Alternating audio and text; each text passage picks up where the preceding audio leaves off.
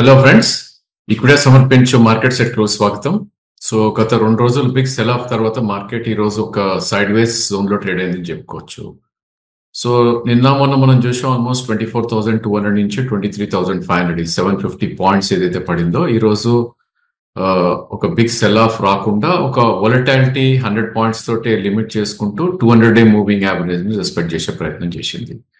So నిన్నట్లో 23,504 ఈ రోజు ఒక లోవర్ లో అయితే ఫామ్ అయింది 23,484, బట్ క్లోజింగ్ వచ్చేసరికి 23,560 దగ్గర క్లోజ్ అవుట్ అని చూసాం. జస్ట్ అబౌట్ ఫ్లాట్ క్లోజింగ్ అనే చెప్పాలి నిఫ్టీ పరంగా మనం చూస్తే కనుక.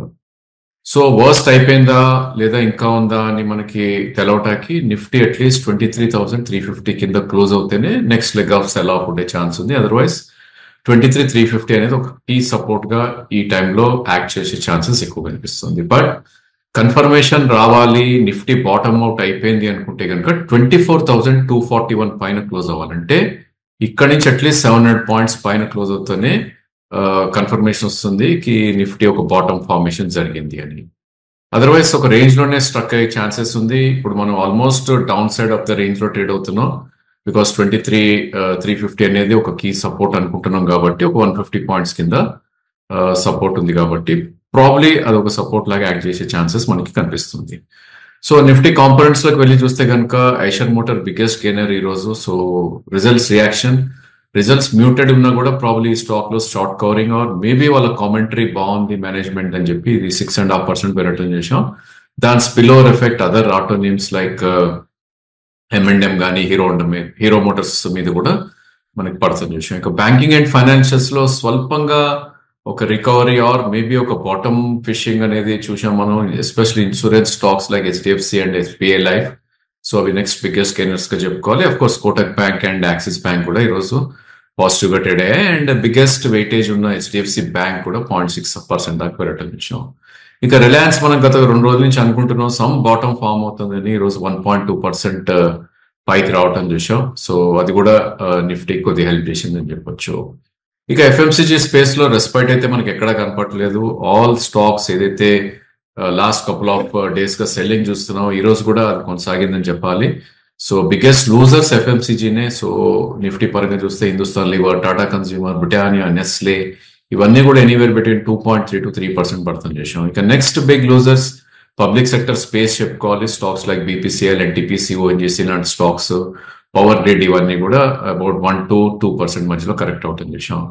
ఇక ఫార్మా కూడా డాక్టర్ రెడ్డి, సిప్లా లాంటివి ఒక మంచి కరెక్షన్ కి గురవటం చేసాం. అండ్ సమ్ ఐటీ నేమ్స్ ఏవైతే లాస్ట్ కపుల్ ఆఫ్ డేస్ గా పెరుగుతున్నాయో వాటిల్లో మనం చూస్తే కనుక HCL టెక్, విప్రో లాంటి స్టాక్స్ లో కొద్దిగా సెల్ ఆఫ్ అనేది రావటం చేసాం.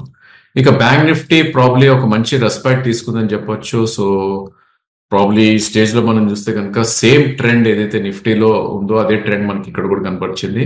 అండ్ 49,906 ఏదైతే 200-డే మూవింగ్ యావరేజ్ ఉందో అది ఈ రోజు కూడా రెస్పెక్ట్ చేయడం చూసాం. ఇన్ఫాక్ట్ నిఫ్టీ నిన్నటిలో కట్ అవటం చూసాం కానీ బట్ బ్యాంక్ నిఫ్టీ నిన్నట్లో కూడా అటెంప్ట్ చేసే ప్రయత్నం చేయలేదు. ఎందుకంటే నిన్నట్లో 49,904 అండ్ ఈ రోజు లో 49,939. బట్ ఇక్కడ మనకి గమనించింది ఏంటి అంటే కనుక హయ్యర్ లెవెల్స్ లో సెల్లింగ్ కూడా రావటం చూస్తున్నాం. సో ఒక స్టేజ్ లో ఈ రోజు హై చూస్తే కనుక 51,560 వరకు బ్యాంక్ నిఫ్టీ వెళ్ళటం చూసాం. అంటే ఓపెన్ నుంచి ఆల్మోస్ట్ ఒక 500 పాయింట్స్ పెరగటం చూసాం. బట్ అక్కడ కొద్దిగా సెల్లింగ్ రావటం తోటి క్లోజింగ్ వచ్చేసరికి ఒక 100 పాయింట్స్ ప్లస్ లో బ్యాంక్ నిఫ్టీ క్లోజ్ అవటం చూసాం. సో ప్రాబ్లీ 49,000 కట్ అయినాక 49,900 కట్ అయినాక 49,650 అనేది ఒక కీ సపోర్ట్ గా బ్యాంక్ నిఫ్టీ నిలుస్తుంది. అగైన్ మనం గత వీడియోస్ లో చెప్పుకున్న 100-డే మూవింగ్ యావరేజ్ ఏదైతే సపోర్ట్ అనుకున్నాం 51,994 అదొక రెసిస్టెన్స్ గా ఈ టైంలో కనపడుతుంది మనకి. సో 51,200 నుంచి 49,600 మధ్యలో బ్యాంక్ నిఫ్టీ కదలాడే chances for the next couple of days మనకి ఎక్కువగా కనిపిస్తుంది. ఇక నిఫ్టీ కాంపోనెంట్స్ లో ఏవైతే ఉన్నాయో అవే గెయినర్స్ ఈవెన్ బ్యాంక్ నిఫ్టీలో కూడా కోటక్, HDFC, యాక్సిస్ లాంటివి. అఫ్ కోర్స్ ఇక్కడ EU బ్యాంక్ ఒకటి బిగ్గెస్ట్ గెయినర్ ఈ రోజు 2.33%. ఇది ఓన్లీ బ్యాంక్ నిఫ్టీలోనే ఉంది. ఇక లూజర్స్ లోకి వెళ్ళి చూస్తే కనుక most of the PSU names అన్ని కూడా నెగటివ్ గా ట్రేడ్ అయ్యాయి. So PNB, Can Bank, BOB, SBI లాంటివి. అండ్ బిగ్గెస్ట్ లూజర్స్ మనం చూస్తే కనుక IndusInd and Federal Bank between 1.2 to 2% దాకా కరెక్ట్ అవుతుంది విషయం.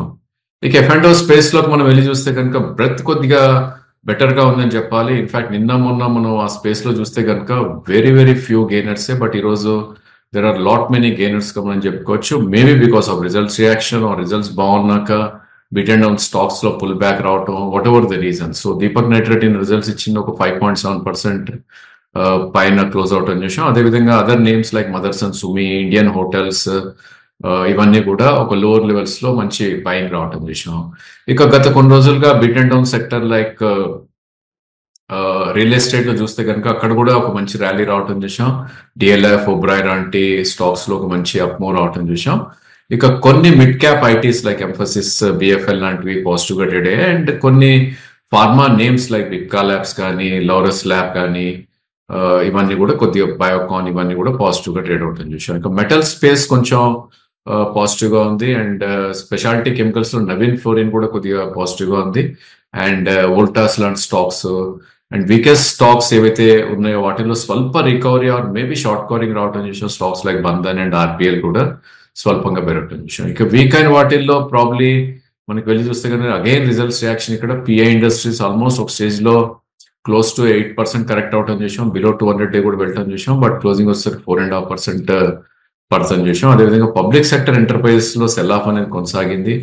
So all the names like IGL కానీ, లేకపోతే పిఎఫ్సి, ఎన్ఎండిసి లాంటివి, క్యాపిటల్ గూడ్స్, బీబీ సిమెంట్స్ లాంటి వాటిలో సెల్లింగ్ రావటం చూసాం.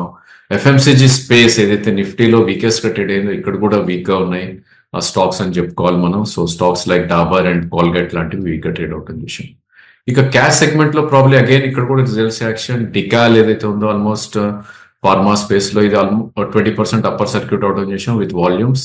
అండ్ అదర్ నేమ్స్ ఏవైతే ఉన్నాయో స్టెర్లైట్ కానీ, నెట్వర్క్ 18 కానీ, నువామా కానీ, లేకపోతే Neuland lab, shyly, Supriya life ఇవన్నీ కూడా పెరగటం చేసాం. ఇక కొన్ని నేమ్స్ ఏవైతే F&O లోకి మూవ్ అవుతున్నాయని ఒక లిస్ట్ అనౌన్స్ చేసిందో, I think there are lot of stocks, 45 stocks ని ఎన్ఎస్ఐ అనౌన్స్ చేయడం చూసాం. వాటిల్లో కొన్ని ప్రామినెంట్ నేమ్స్ అండ్ కొద్దిగా రిటైల్ ఇన్వెస్టర్స్ ఉన్న స్టాక్స్ మనం చూస్తే కనుక జొమాటో కానీ, లేకపోతే రిలయన్స్ జియో కానీ, బిఎస్సి, సిడిఎస్ఎల్, సో వీటన్నిటిలో కూడా కొద్దిగా అప్మూవ్ అవటం చూస్తున్నాం. So probably I think negative గా ఉన్న స్టాక్స్ మనం వెళ్ళి చూస్తే కనుక I think probably results reaction again ఇక్కడ కూడా సూర్య రోషిని 11.5% క్రాక్ అయింది ఈరోజు అగైన్. అండ్ ఎస్కేఎఫ్ ఇండియా కానీ, గ్లోబల్ స్పిరిట్ కానీ, ఓల్టాప్ కానీ, లేదంటే సిమాక్ కానీ, Chennai petro, Kalamandir, PC infra కానీ, హిమ్మత్ సింధ్ ఈ రోజు కూడా రిజల్ట్స్ అనౌన్స్ చేసింది. ఈ స్టాక్ కూడా ఒక 3% కరెక్ట్ అవటం చేసాం. ఇక other names like Liberty shoe, JK paper, LT food, in fact PNB housing నేను ఒక బిగ్ బ్లాక్ డీల్ తర్వాత ఈ రోజు కూడా ఒక 2% కరెక్ట్ అవటం చేసాం. పవర్ ఇండియా కూడా నెగటివ్ గా ట్రేడ్ అయింది.